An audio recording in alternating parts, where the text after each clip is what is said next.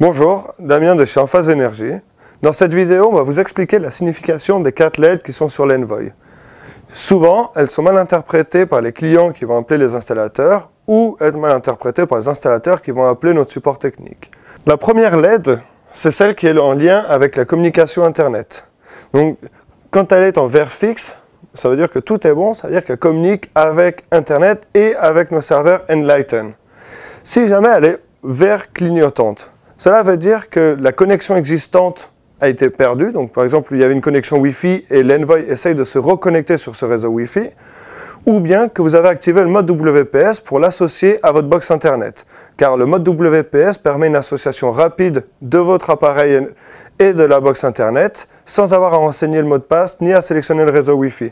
L'association se fait automatiquement et cela vous fait gagner du temps. Ensuite, si elle est orange fixe, attention, le orange et le rouge se confondent très facilement.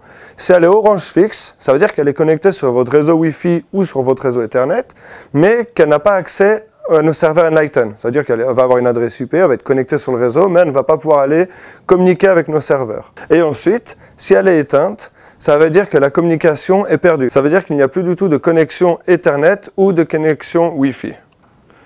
Ensuite, le deuxième voyant, c'est le voyant du mode AP.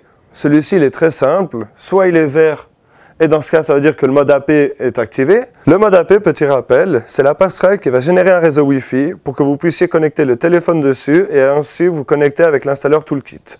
Enfin, on passe sur les deux derniers voyants. C'est ceux qui génèrent, on va dire, le plus d'appels aujourd'hui. Le voyant avec l'éclair, c'est celui qui concerne la production.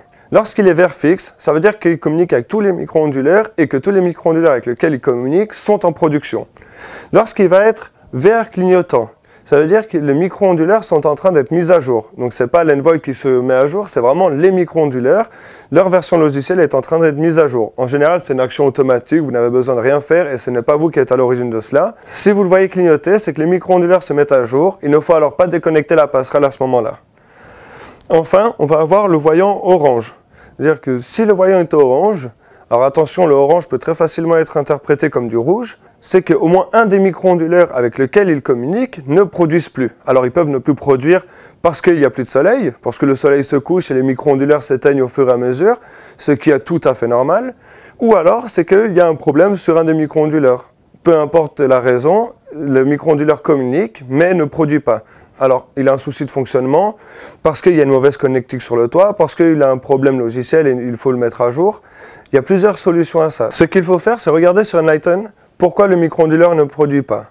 Car s'il communique, il va nous remonter toutes les informations du côté continu du panneau et aussi toutes les informations du côté alternatif du réseau. Avec ces éléments, il sera possible de diagnostiquer la raison de la non-production du micro-onduleur. Et enfin, lorsqu'il est éteint, ça, c'est la nuit. Lorsque tous les micro-onduleurs ne produisent plus et sont coupés, dans ce cas-là, le voyant, plutôt que de rester rouge, il se coupe et ensuite il se rallume le matin. Et enfin, la LED de communication. Celle-ci, elle a un peu le même principe que la LED de production. Ça veut dire qu'elle va être au vert fixe quand elle va communiquer avec tous les micro-onduleurs. Ça veut dire que si on a mis avec le toolkit dans l'Envoy qu'il y avait 10 micro-onduleurs, eh bien, dans ce cas-là, elle restera verte tant qu'il y en a 10. Et donc, s'il y en a 9, 8 ou moins qui communiquent, le voyant va passer à l'orange, qui ressemble quand même plus à du rouge que de l'orange, soyons clairs.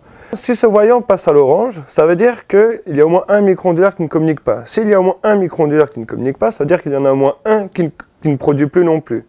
Donc, s'il ne produit plus, le voyant de production va également passer au rouge. Les raisons pour lesquelles les micro-ondulaires peuvent ne plus communiquer sont des problèmes de communication car il y a des perturbations sur les lignes CPL. La communication entre la passerelle Envoy et les micro-ondulaires, donc qui suit tout ce chemin, qui va jusque dans le coffret et qui ensuite revient jusque sur le toit, eh bien, il peut y avoir des perturbations. Si la communication n'est pas idéale, on va avoir des perturbations sur un ou deux micro-ondulaires qui ne vont plus communiquer et qui vont donc générer un voyant en rouge. Aussi, ça peut tout simplement être le soir, donc quand les micro-ondulaires sont vraiment éteints, parce qu'il n'y a vraiment plus de lumière, et bien dans ce cas-là, le voyant de communication va également passer au rouge, ce qui entraîne le voyant du dessus à passer au rouge, et ensuite, plus tard dans la soirée, le voyant sera éteint, parce qu'il n'y aura plus un seul micro-ondulaire qui ne communiquera. Que vous soyez un propriétaire ou un installateur, n'hésitez pas à regarder dans le manuel la signification de ces LED, car bien souvent, il ne s'agit pas de grand-chose, et cela peut vous éviter d'appeler l'installateur qui ensuite va nous appeler et générer une charge de travail pour tout le monde, alors qu'au final, il n'y a pas de problème.